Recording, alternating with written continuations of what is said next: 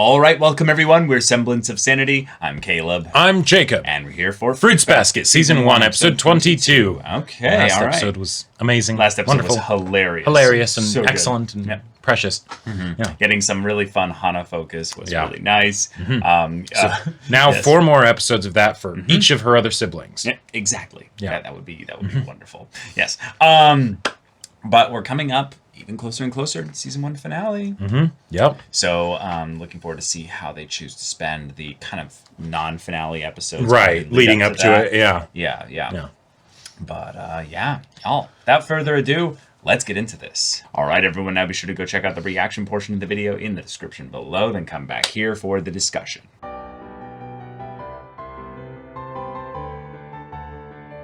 Oh, we got Hana backstory. Yep. We got a couple really interesting things revealed here. One, her powers are legitimate. Yeah. Not only are they legitimate, though, but they have the capacity to kill people. And it is not just something that she sends out. It is something that she sends in. Right. It is she classic, receives the telepathic classic feedback telepathy. Right. It is. Yeah. There is. It is that pure, raw, unfiltered, unlimited, potentially telepathy. And she reads thoughts. She has the capacity to send, mind slivers, sexually, do psychic damage. Right. And she's used it before. Right. And there is a possibility that she has weather manipulation powers. Well, I think that's also more tied to the idea of, there was no confirmation that actually is something that happens, but totally. It's something that. But the weather will be good tomorrow, and you know, and the fact that the sky cleared up and everything, it could all just be poetic stuff as a result of right, exactly, and her shifted outlook, right, where she's like, no, it is going to be a good day, it's going to be a warm day, right, and all that stuff. I honestly think that this is something that they could have done in the story, unless this is why I think they're making it real powers, is that there could have been an aspect of this that I would relate it to a lot, which is the idea that she's getting bombarded with stimuli. That's what I thought they were going for at the beginning. And that she's reading extremely into all this stuff, and that, for the most part, it's that she's not able to find some peace in the midst of that. Right. But once she had that happen to the boy and he went unconscious, I'm like, oh, never mind. No, it's actually legit. It's a legit power. It's not just she's an incredibly empathic person, say. No, she's a telepath. Yeah. She's a psychic. All right. It is something. It is something that I've found to be interesting, because when I talk with a couple people, there's some people I know who actually believe in psychics and stuff like that, and that there are people with gifts, essentially, and it's just like, have you accepted Jesus Christ as your personal savior? No. It's there's plenty of people that you could definitely look at that and be like, oh, sure, there's something weird going on here, but we have clearly set the boundary of no, this is outside the realm of the natural. Right. This is supernatural. Yeah, and it was clearly established as a possibility, at the beginning of the show, right? Because, her waves and everything, but, how seriously is that to be taken? But then we've got the whole situation with the Soma family and the Zodiacs and powers there, not just to transform into animals, but also things of the psychic specifically variety. It's literally like a memory form manipulation. Of telepathy to manipulate memory. Right, basically. so is she, connected to the Soma family in some way? Possible. Is she... But very possibly. Right. I think it's highly likely. Right. Or maybe is it something where it's these kinds of people exist and Hattori is one who happens to be a member of the Soma family? Sure. I think there's a couple ways you could take it. For now, we don't know what confers one to become a member of the Zodiac or what possibility there is of the way that powers work within the members of the Zodiac. So that's all something that's being potentially seeded for a future thing, so we're not going to discuss it too much here. But this episode did recontextualize a lot of things that we've seen previously in the show, because, the things of when Hana will be like, yes, my brother also has powers, but they're not quite like mine. He countered curses. It's like, Like that, that sounds like a funny joke of like her just messing with the people, right? Because it's like, something as specific as countered curses, right? He's that one dickhead that counterspells your counterspell. Right, exactly. It's like, oh wow, that's all right. You can just do that. All right, that's okay. Way to go, buddy. Right, but then it's like, oh wait, no. He's been countering the curses that have been going towards her, basically. Yeah. Right. And basically just trying to shoulder as much of the burden as he can. Yeah, like it's something. What a sweet kid. That family. Like I loved this episode. I loved the story with Hana and everything. The thing that probably took me by surprise the most, though, was the whole thing with the kid, because having powers in this world, right? It's like, oh, okay, cool. You're talking about when she almost killed him. No, not the kid that she almost killed, but her Megumi. Younger brother, Megumi. Okay, I was like, do you not know his name? No, I forgot. But but that's something where like the kind of stories that allows you to tell, right? Sure. Even though her powers are a technical, literal thing, right? Yeah. You could easily make the comparison to someone who's a bit different, right? Someone who gets that kind of immense feedback from their environment and things like that, and does maybe shuts down, right? Shuts down, is ostracized, whatever, right? Like the attack that she basically did to the kid, right? Could have easily have been something where it's like, oh no, they, because they get so much information, they're able to figure out exactly how to attack someone in a way, and then they say something, really hurt them, right? And then they say something or something like that, right? So there's a lot of parallels, right? But in the case with Megumi, the idea of, oh, okay, the ability to to counter curses and such, right? Like that's the kind of like awesome feel good of like, yes, it maybe it is a supernatural thing, and technically we don't know. For Megumi, it could like maybe it's just that that his sister's special, right, and that she has powers and whatnot, but maybe he doesn't, right? Sure. But that little prayer that hey, there must be someone out there, and please, whether they have to fly here or get on a plane, whatever, please get them to my sister as soon as you can. And it was so perfect in that we kind of like guessed almost like, at least I almost guessed like internally that they would have to move at some point. Oh, okay. But I thought that was going to be leading to like a name change, but then it was like, no, we forgot that Saki was her first name, and right. Hanajima was her last name, right, and Hana shortened, being the cool connection that Kyoko gave for Uotani to shorten her to Uo. Yep. So that was really sweet. That was wonderful. But then immediately bumping into Toru and Uo through that exchange was really sweet. But having it be something where Hana doesn't immediately go and be like, oh, you're exactly who I've been needing. She needed to be kind of dragged along, pulled a little bit. And I love that Hana got to be the mysterious transfer student. Like because it's so good. Like it's just wonderful and fun, because the idea of like her powers like being an actual thing and whatnot, it's like, okay, that's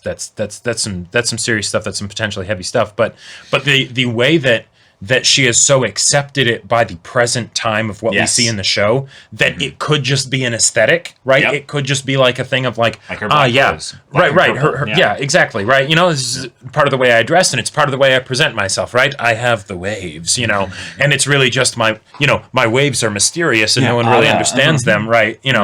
But no, it's actually a thing. And then suddenly, hey, she's the mysterious transfer student, and Toru's just like, oh, decides to talk to you, in the lunch line, and holds up the whole lunch line.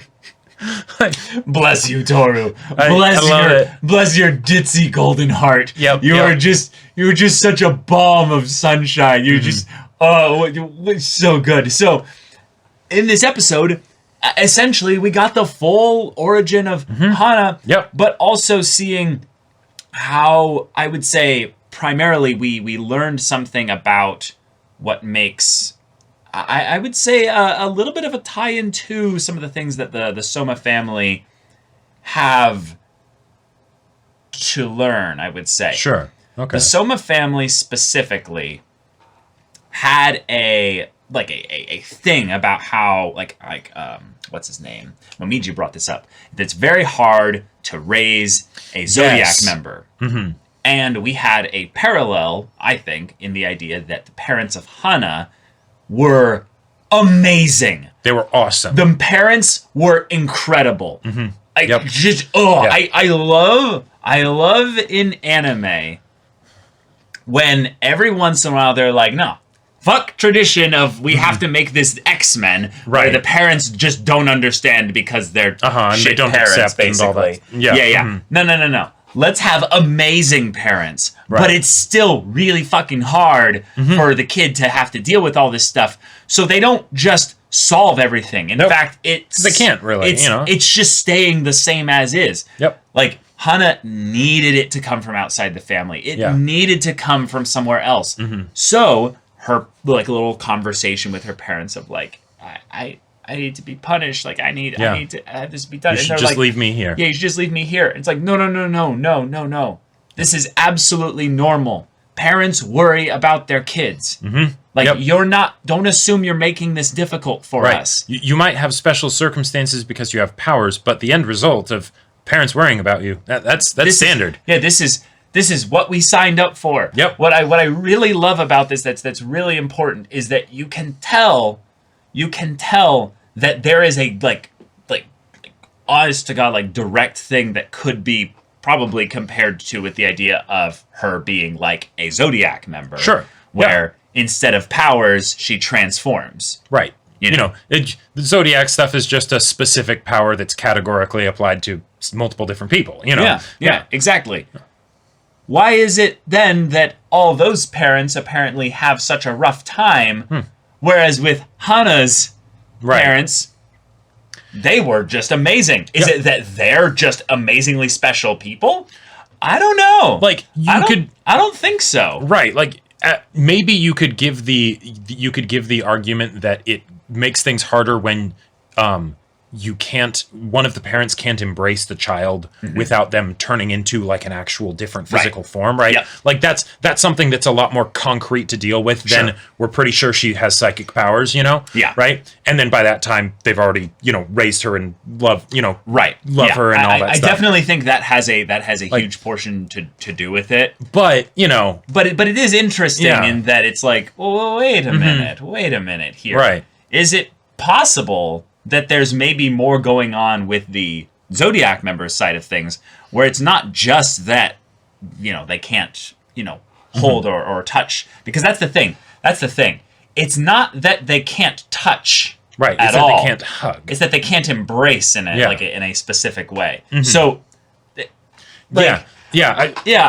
I'm curious to see like what the connection, if any, that they're building up is not just thematically between Hana's family differences and the Soma families, like for the individual Zodiac members, but also their potential similarities.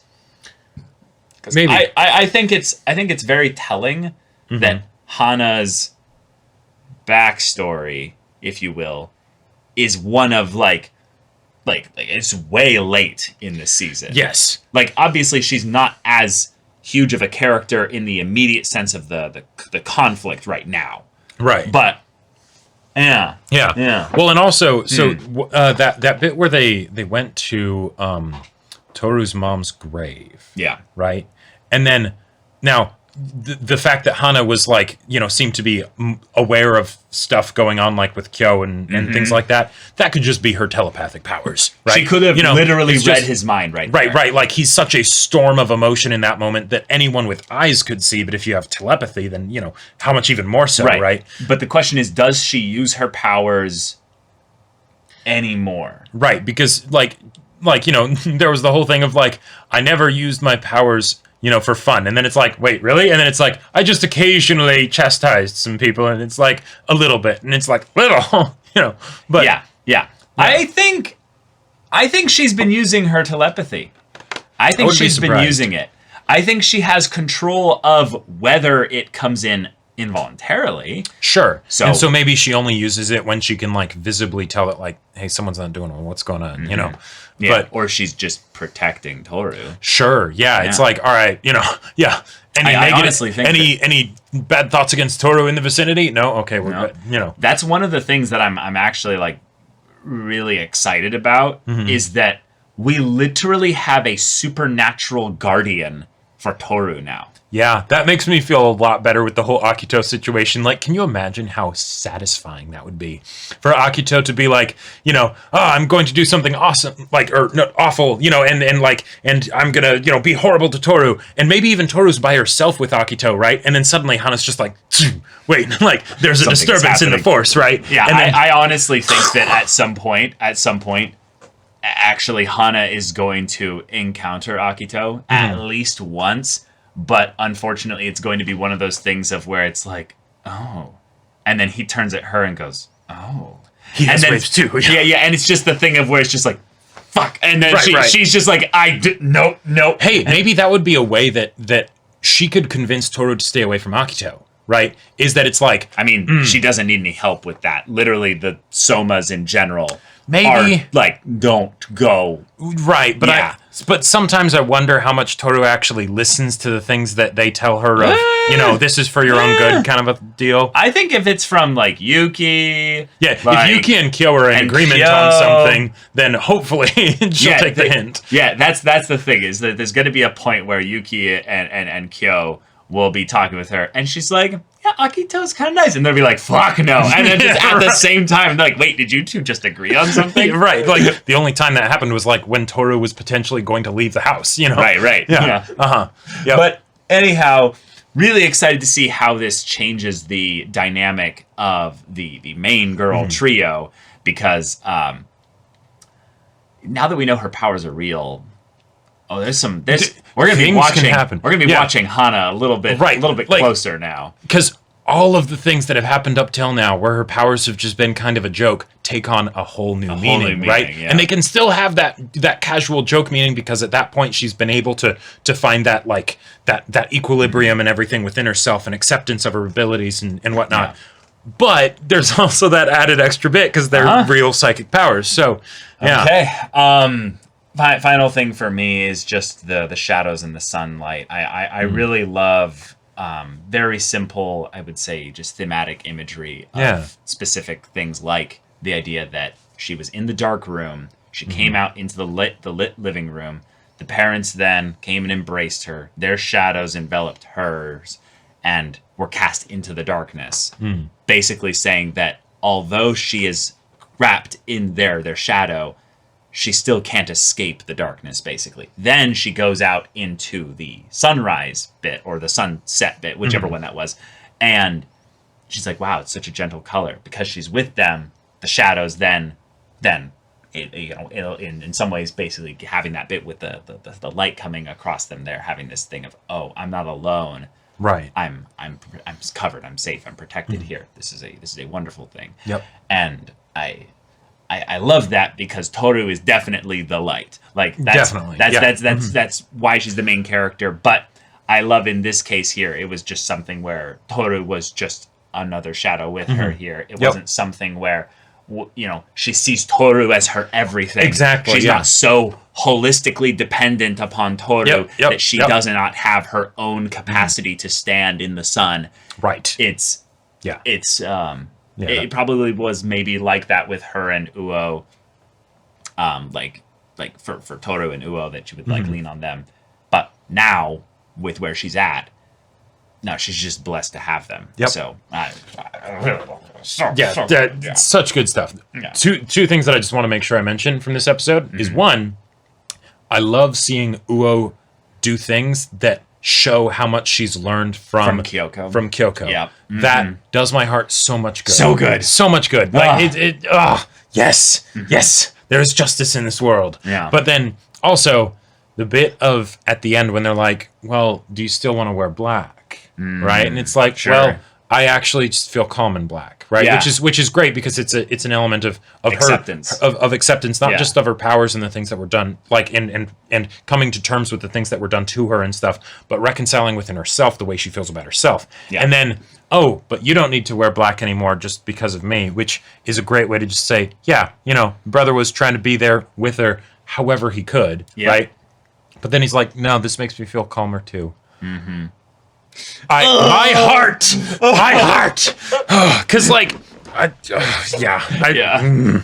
It's there is so good. It is so hard to see someone that you love be in pain and to know that you can't really help them other than just be there. Other than just be there, right? You can't actually fix their situation. You don't have the ability to counter their curse. Basically. Yep. Yeah. Even though what Hana needed was basically another family member, but it was important that it wasn't actually family, right? And the idea that Megumi's, his prayer, his plight, the long suffering of just trying to be with his sister, right?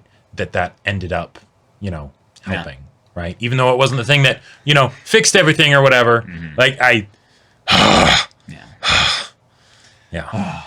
So. Hey. This was such a different style of episode that was also Hana focused compared to the previous one. Right. That maybe this was the way they're like, well, got 2 episodes. Right. So Hana gets 2 episodes. Fair, but right? the thing is that it doesn't make sense to do 2 of them on the backstory. So let's have one.